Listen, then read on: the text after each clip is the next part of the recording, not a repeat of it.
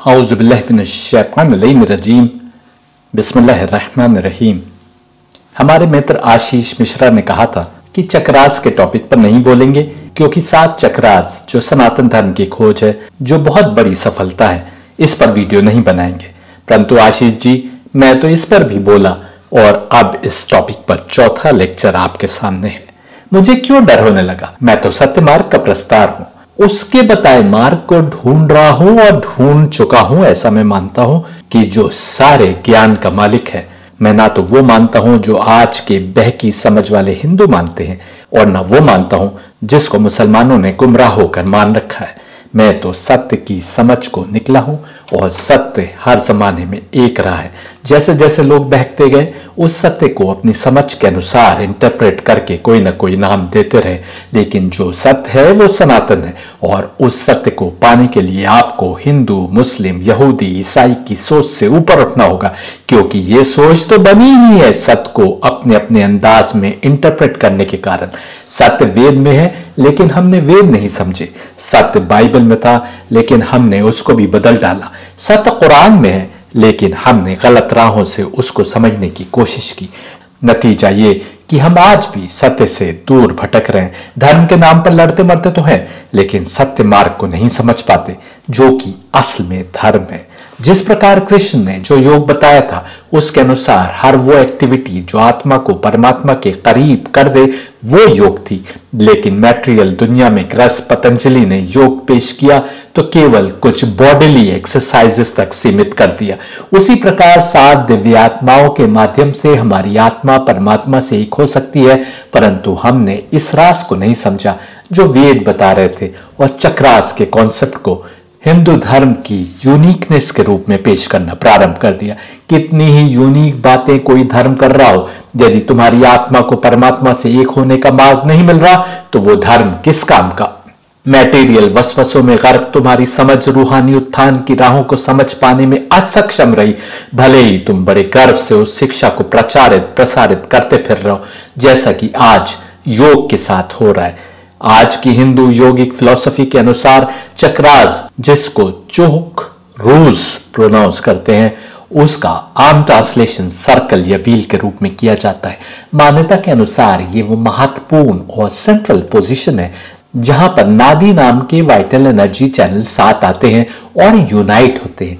यह भी माना जाता है कि ये हमारी स्पाइन की लंबाई के साथ बिखरे हुए हैं, पेल्विक बेस से सिर के ऊपर तक।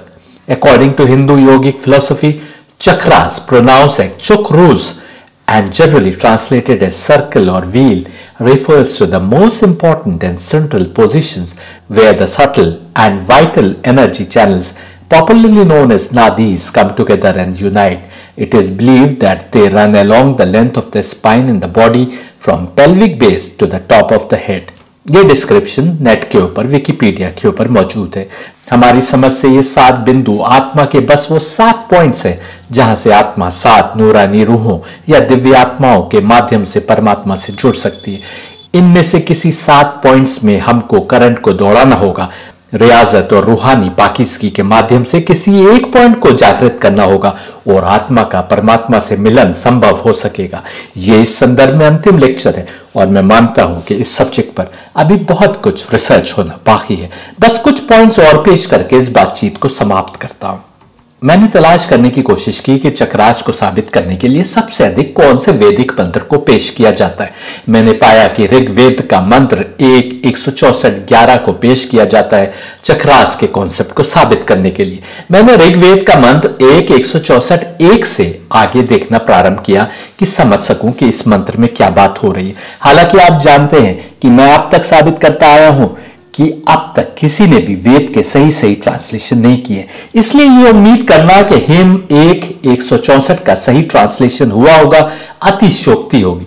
मौजूदा ट्रांसलेशन से सिर्फ आइडिया लग सकता है कि क्या बात हो रही है। असली मानी तो तब सामने आएंगे जब वेद का फिर से अनुवाद होगा।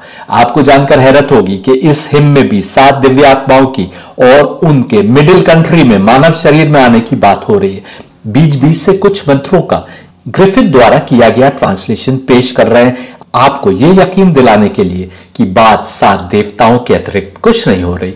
आइए एक 164 2 देखते हैं, जिसमें सही ट्रांसलेशन से दूर रहने के बावजूद ग्रिफिथ कह रहे हैं कि 7 दिव्य आत्माएं दरअसल एक पहिया है जिसका केंद्र एक है, भले ही नाम 7 है। यह पहिया सबसे मजबूत है और हमेशा के लिए यही बेस है जिस पर सृष्टि के तमाम जानदार आश्रित हैं। यानी इस पहिए के बिना इस जानदारों की दुनिया की कोई हैसियत नहीं। एक 164 2 ग्रिफिथ का ट्रांसलेशन देखिए। 7 to the one wheeled chariot yoke the courser, bearing 7 names the single courser draws it. 3 named the wheel is sound and undecaying, whereon are resting all these worlds of being. एक 164 3 में कहा जा रहा है कि 7 पहियों वाली कार पर जो 7 दिव्यात्माएं सवार हैं, उन सब के पास एक एक घोड़ा है। बिल्कुल साफ 7 दिव्यात्माओं का संबंध 7 चक्रास से जोड़ सकते हैं आप। एक 164 3 देखिए। The 7 who on the 7-wheeled car are mounted have horses, 7 in tail, who draw them onward. 7 sisters utter songs of praise together, in whom the names of the 7 cows are treasured. एक 164 4 में भी बिल्कुल सही translation नहीं हुआ है, लेकिन एक लाइन बहुत महत्वपूर्ण है। स्प्रैंग टू बीइंग की बात हो रही है, यानी कैसे ये हस्तियां बीइंग में आई, वजूद में आई।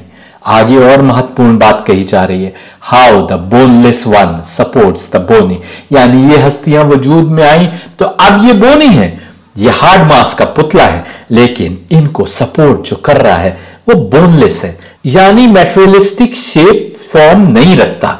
आपने देखा कि इन दिव्यात्माओं का निराकार ब्रह्म से भी संबंध जोड़ते दिख रहे हैं वेद। एक 164 4 देखिए।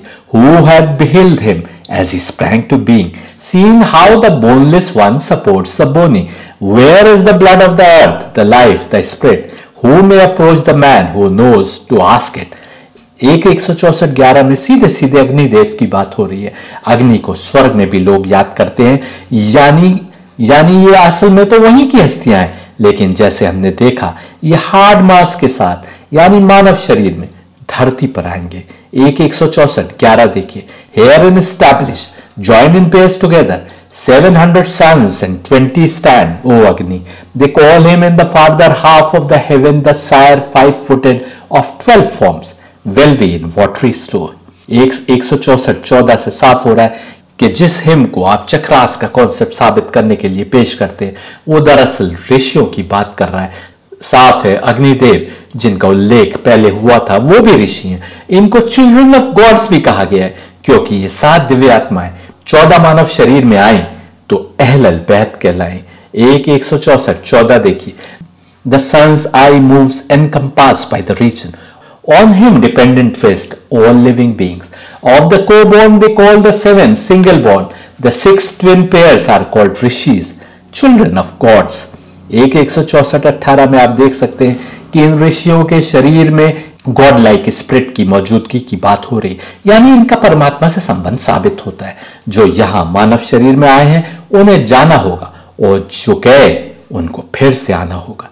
एक 164 18 देखिए। Showing himself a sage, may here declare it, once had the godlike spirit had its rising. Those that come hitherward they call departing, those that depart they call directed hither. यदि अभी भी शक बाकी है तो एक 16-19 इंद्र और सोमदेव की बात हो रही है। इनको 2 पक्षी कहा गया है जो एक दूसरे से दोस्ती के बॉन्ड में बंधे हैं और एक ही सायादार वृक्ष में पनाह लेते हैं। हम दिखाते आ रहे हैं कि सायादार वृक्ष के भी वेदों में बात हो रही है। इसको इन्वर्टेड ट्री कहा गया है, गीता ने भी यही शब्द प्रयोग किया है। उल्टा पेड़ जिसकी जड़ें स्वर्ग में और ब्रांचेस धरती पर पहुंचती हैं। इस पर मेरा लेक्चर है जो आप सुन सकते हैं। एक 164 19।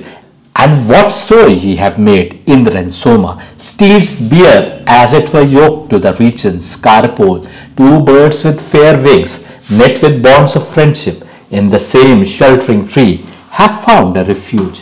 एक ही सेल्फ सेम ट्री पर 2 पक्षियों की बात मैं पहले के लेक्चर में भी कर चुका हूं, और उपनिषद वेद आदि कह रहे हैं कि एक ने मीठा फल खाया जबकि दूसरा देखता रह गया बिना खाए। ये बात हो रही है इंद्रदेव और सोमदेव की, जिनको वेद मित्र बता रहा है। एक 164 20। One of the twain eats the sweet fig tree's fruitage, the other eating not regardeth only.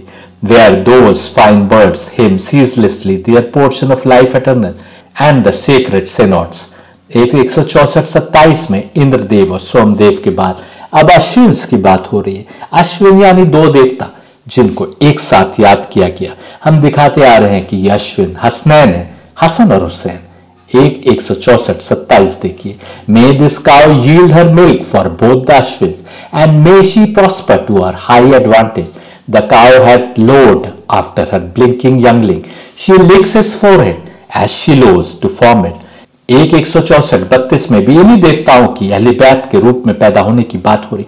पीछे के लेक्चर्स में शायद the one devi is none but Fatima में हमने दिखाया है कि द्याउस मोहम्मद के लिए प्रयोग हुआ है और अर्थ यानी पृथ्वी उस देवी के लिए जो मानव शरीर में पैदा हुई तो फातिमा कहलाई। एक 164-32 देखिए, ही yet enveloped in his mother's bosom, source of much life had sunk into destruction. Dyaus is my father, my begetter, kinship is here. This great earth is my kin and mother. ये हस्तियां कहां जन्म लेंगी? यदि कोई शक है तो सुन लीजिए ऋग्वेद 1:164-33 क्या बात कर रहा है। दुनिया को दो हिस्सों में बांटे तो उनके बीच में यह स्थान स्थित है। ये मिडिल कंट्री है, ये अरब है जिसके पश्चिम को दुनिया वेस्ट यानी पश्चिम कहती है और पूर्व को दुनिया ईस्ट यानी पूर्व कहती है। इसको सारी दुनिया का सेंटर कहा जा रहा है। यूट्यूब पर ढूंढिए Kaaba as centre of the earth और आपको कई वीडियोस मिल जाएंगे साबित करते हुए कि काबा सारी दुनिया का सेंटर है। एक 164-33 इसी तरफ इशारा कर रहा है। Between the wide spread world house is the birth place, the father laid the daughter's germ within it. I ask thee of the earth's extremist limit, where is the center of the world? I ask. एक 164-35 में अब alter की बात हो रही है। यह दिखा दिया गया था कि दुनिया के सेंटर में वो जगह स्थित होगी। अब यह बताया जा रहा है कि वहां वो ऑल्टर है यानी वेदी यानी पूजा स्थल, और उस ऑल्टर का जिसका नाम काबा है उस वेदी का ब्राह्मण से रिश्ता बताया जा रहा है। तुम ना मानो तुम्हारी मर्जी, लेकिन एक ही मार्ग हर जमाने में बताया गया और सबसे पहले यदि सत्य मार्ग बताने वाला कोई ग्रंथ आया तो वो वेद के माध्यम से। आज तुम काबा को मुसलमानों से जोड़कर देखते हो क्योंकि तुम मुसलमानों से नफरत करते हो, तो तुम उनसे जुड़े स्थान को भी नेगेटिव देखते हो। लेकिन सत्य मार्ग की बात यदि वेद कर रहे हैं तो इस स्थान को ऑल्टर यानी वेदी बता रहे हैं और ब्राह्मण से इस स्थान का रिश्ता जोड़ रहे हैं। एक 164-35 this altar is the earth's extremist limit. This sacrifice of ours is the world's center. The stallion's seed prolific is the soma. This Brahman highest heaven, where speech abideth. ब्राह्मण से उस काबा नामी ऑल्टर का रिश्ता बता दिया। अब बताया जा रहा है कि 7 दिव्य आत्माएं दरअसल स्वर्ग की वासी हैं जो इस ऑल्टर के इर्द गिर्द पैदा होंगी। वो जो कुछ भी करेंगी वो विष्णु यानी मैनिफेस्ट सेल्फ के ऑर्डर पर होगा। एक 164-36 देखिए, 7 germs unripened, yet are heaven's prolific seed. Their functions they maintain by Vishnu's ordinance, endued with wisdom through intelligence and thought. They compass us about present on every side. और अभी भी कोई doubt रह गया हो तो एक 164-45 फिर से बता रहा है। उनके नाम इंद्र, मित्र, वरुण, अग्नि, गरुत्मान है। इन दिव्यात्माओं को नहीं पहचाना तो ना तो विष्णु तक पहुंच सकते हो ना ब्राह्मण तक। एक 164-45 देखिए, 3 kept in close concealment cause no motion of speech. Men speak only the 4th division. They call him Indra, Mitra, Varun, Agni, and he is heavenly, nobly winged Garutman. अग्नि, यमा, मातृस्वन भी इन्हीं दिव्यात्माओं के नाम है। ये गोल्डन कलर्ड बर्ड्स हैं।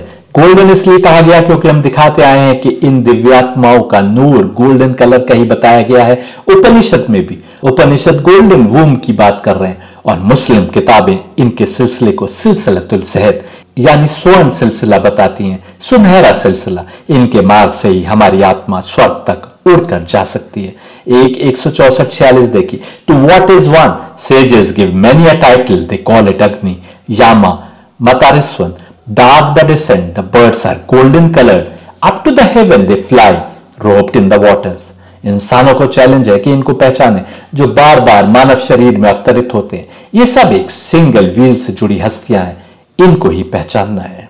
एक 164-47 देखिए, again descend they from the seat of order and all the earth is moistened with their fatness.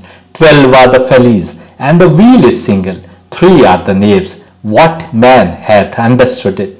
एक 164-50 बता रहा है कि कैसे ये स्वर्ग की ऊंचाइयों तक ले जाने के जिम्मेदार है, जहां देवता गणों का असल में वास है। देखिए 164-50, these mighty ones attained the height of heaven, there where the Sadhyas, gods of old are dwelling, uniform with the passing days, this water mounts and falls again. आपने देखा जिस वैदिक हेम के लिए लोग कहते हैं कि ये चक्रास के कॉन्सेप्ट को समझाने का सबसे बेहतरीन मंत्र है, वो दरअसल केवल इन्हीं 7 दिव्य आत्माओं को पहचानवा रहे हैं, और जो एक ओर तो परमात्मा से सीधा संबंध रखती है और दूसरी ओर मानव शरीर में अवतरित होती हैं ताकि हमसे संबंध स्थापित कर सके। ये किसी और से नहीं बल्कि विष्णु से आदेश लेती हैं और ब्राह्मण तक हमारे पहुंचने का एकमात्र साधन है।